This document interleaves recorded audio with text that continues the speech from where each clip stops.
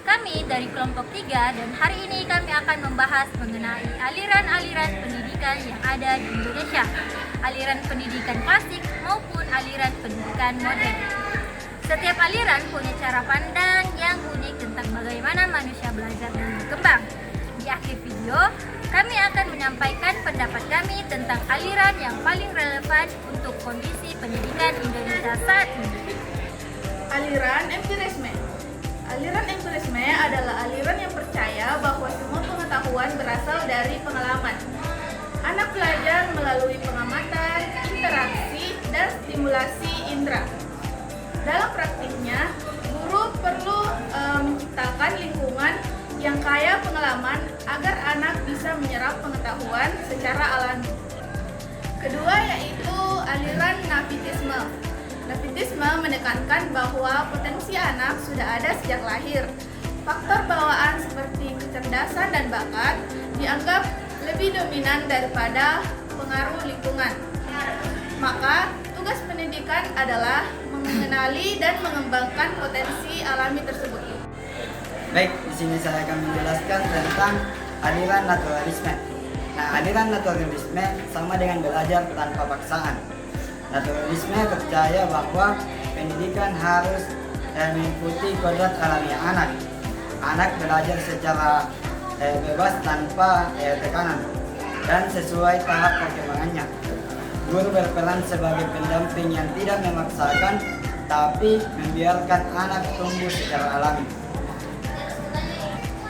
Baik, untuk aliran konvergensi adalah aliran gabungan antara navitisme dan empirisme. Anak berkembang karena potensi bawaan dan pengaruh lingkungan. Pendidikan yang baik harus memperhatikan keduanya, mengenai potensi anak dan menciptakan lingkungan belajar yang mendukung. Progresivisme. Progresivisme menekankan pembelajaran aktif, konseptual, dan berbasis pengalaman. Siswa diajak untuk berpikir kritis, memecahkan masalah nyata, dan belajar dari kehidupan sehari-hari. Guru bukan pusat, tapi fasilitator. Cocok untuk pendidikan yang relevan dan fleksibel. Aliran perennialisme. Aliran perennialisme fokus pada nilai-nilai dan ide-ide besar yang berlaku sepanjang zaman. Pendidikan harus membentuk nalar dan karakter lewat diskusi mendalam, teks klasik, dan refleksi filosofis. Aliran ini cocok untuk pembentukan pemikiran kritis dan moral. Aliran rekonstruksionisme. Rekonstruksionisme melihat pendidikan sebagai alat perubahan sosial. Siswa diajak untuk memahami isu-isu masyarakat, berpikir kritis, dan ikut membangun solusi. Pendidikan bukan hanya untuk diri sendiri, tapi juga untuk memperbaiki dunia. Aliran eksistensialisme.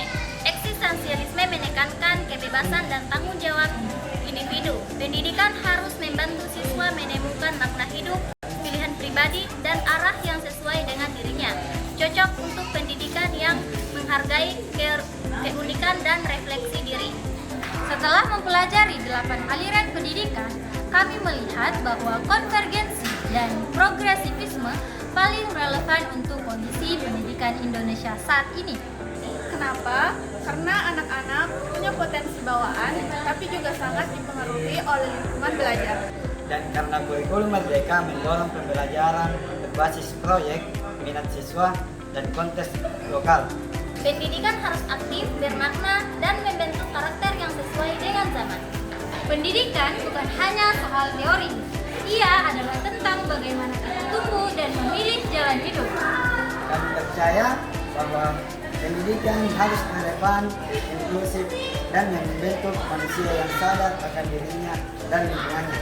Yuk, tulis pendapat kalian di kolom komentar.